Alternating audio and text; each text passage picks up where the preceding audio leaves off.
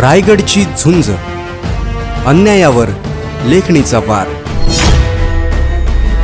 पत्रकारितेच्या स्वातंत्र्यावर प्रश्नचिन्ह निर्माण करणारी गंभीर घटना मुंब्रा येथे समोर आली आहे.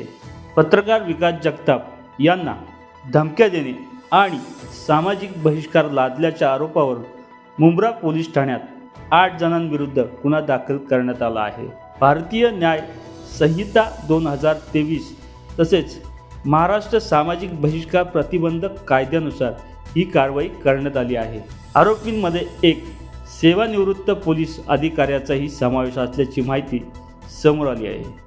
तक्रारीनुसार वृत्तांकनांचा राग मनात धरून व्हॉट्सअपवर धमकीवाजा संदेश, फोनवरून इशारे आणि समाजातून बहिष्कृत केल्याचा आरोप करण्यात आला आहे. दरम्यान पत्रकार संघटना आणि सामाजिक संस्थांनी तीव्र निषेध नोंदवत आरोपीवर कठोर कारवाईची मागणी केली आहे. जय भीम. आज इथे यासाठी आम्ही पोलीस स्टेशनला आलो होतो.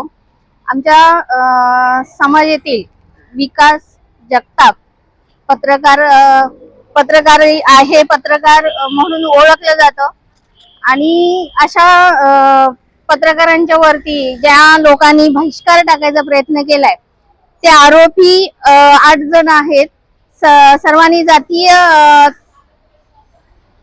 लक्षात घेऊन ते आमच्या पत्रकारांच्यावर बहिष्कार टाकायचा प्रयत्न केला. तर ह्यासाठी आम्ही आमच्या संघटनेतर्फे आंदोलन घेणार आहोत आणि त्यासाठी आम्ही गुन्हा दाखल केलेला आहे.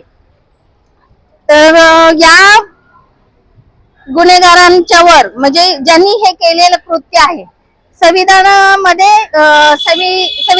असं जे करणारे आहेत त्यांच्यावर संविधानामध्ये असं लिहिलंय की गुन्हे दाखल व्हायला पाहिजे. कारण नेहमी बाकीच्या जाती याच्यातून जर बघायला गेलं तर आमच्या जातीच्याच लोकांना पुढे येऊ देत नाहीत आणि हे लोक वारंवार आपल्यावर अन्याय करत राहतात आणि इतर गोष्टींमध्ये सुद्धा नेहमी आपल्यावरच अन्याय होतोय. आणि आजही आपल्या समाजातील विकास जगताप हा तरुण आणि प्रसिद्ध पत्रकार असताना त्याच्यावर अन्याय करायचा यांनी प्रयत्न केलाय, म्हणून आपण गुन्हा दाखल केलाय यांच्यावरती. आरोपी आहेत शिवनाथ उर्फ बुलट गंगाराम शिंदे.